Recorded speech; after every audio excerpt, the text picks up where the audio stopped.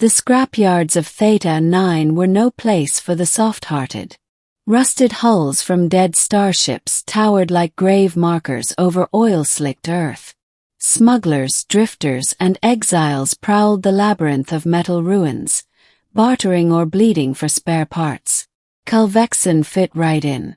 A former Terran Marine turned freelance mechanic, Cal made a living restoring broken tech and avoiding trouble, until trouble came limping out of the shadows one cold violet evening.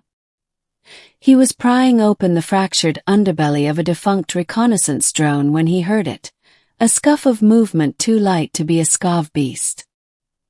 He turned, reaching instinctively for his plasma wrench. A figure stumbled into view between the scrap towers. It was humanoid. Wrapped in a black tattered cloak, limbs trembling, the figure collapsed against a rusted panel. Cal hesitated. Scams were common, someone faking injury to lure in the gullible. But then he saw the blood. Dark purple, almost black in the dim light. He sprinted over. "Hey, you alive?" he called, kneeling beside her.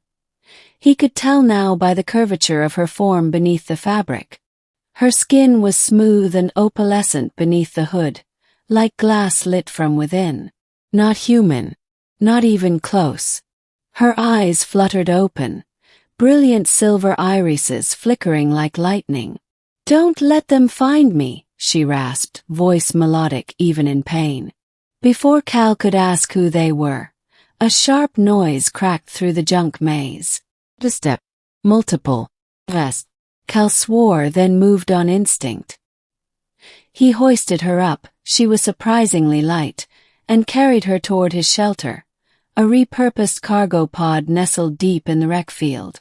Inside, he set her down gently on the foam-padded bench and sealed the door behind them. He checked the biometric scanner. It showed no trackers on her, but a faint pulse anomaly. Her physiology was alien but alive. He shivered. He brought a thermal blanket and a stim injector.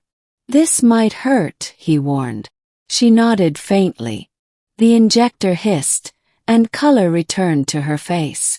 Her silver eyes met his. "You have no idea what you've done." "Probably not," Cal said, exhaling.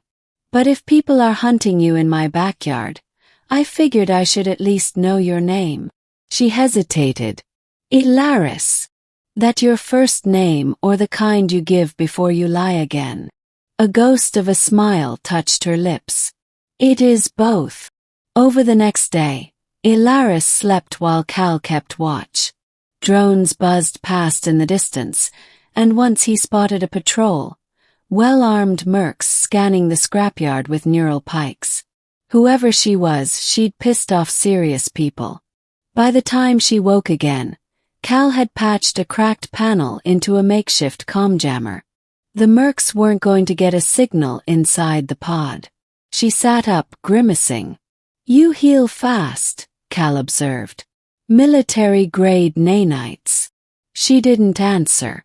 Instead she asked, "Why did you help me?" "Old habit," he muttered, glancing away. "Marines don't leave the wounded behind, even when they're alien." He looked at her. "You weren't shooting at me. That's enough." Her eyes softened. "That is rare." They fell into an uneasy alliance. Ilaris was secretive but slowly revealed details. She was on the run from an elite faction called the Shadow Scepter, who wanted her alive. They weren't slavers or bounty hunters. They were something worse. "They're royal guards," she admitted on the third day. Cal raised an eyebrow. "You're royalty." She paused, then pulled back her hood. A glimmering crest was embedded in her temple, an iridescent sigil shaped like a crescent entwined with a star. "That's the mark of the Nytherian crown," Cal whispered. "You're one of them." Ilaris nodded. "The last, actually. My people staged a coup. My father is dead. My brother too. I escaped during the coronation riots. Why come here?" She met his gaze. Because this is where people vanish. And because the Terran Alliance refused asylum. Again. Cal sighed and leaned back. Yeah. Our politics aren't big on interfering with collapsing empires. Do you believe in loyalty, Cal Vexen? I did, he said quietly. Then I saw what it cost. On the 5th day, the mercs found the shelter. Cal woke to the dull whine of energy cutters against the cargo pod's outer hull. He grabbed his sidearm and turned to Ilaris. Hide in the subdeck. Don't argue. She started to protest, but his tone cut through. They breached the outer door. Cal fired the moment they stepped inside. The first 2 mercs fell. The third got a shot off, singed Cal's shoulder. He dropped, rolled, and returned fire. Then everything turned to static as a stun grenade exploded. He blacked out. When he came to, the pod was empty. His head throbbed, and he tasted blood. Ilaris was gone. A message was burned into the console screen, scrawled in Nitherian glyphs. Took him a second to process the translation. You should not have saved me. But you did. Do not follow. Live. Cal stared at it for a long time. Then he strapped on his armor, reloaded his weapon, and went to war. He tracked them using a distress beacon hidden inside one of the stolen comjammers. The mercs had taken her to an off-world extraction point, an abandoned orbital relay station used for trafficking rare bioassets. Cal commandeered a flight drone, retrofitted it into a short-hop atmospheric skimmer, and burned for orbit.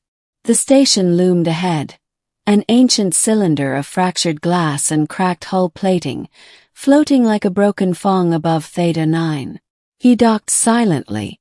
No alarms, no signs of life, until he stepped inside. Then all hell broke loose. The station's inner ring was crawling with guards. Cal moved like a ghost, striking silently, disabling comms, sabotaging doors. The years hadn't dulled his instincts. They'd sharpened them. He found her in a containment chamber, bound in a stasis field.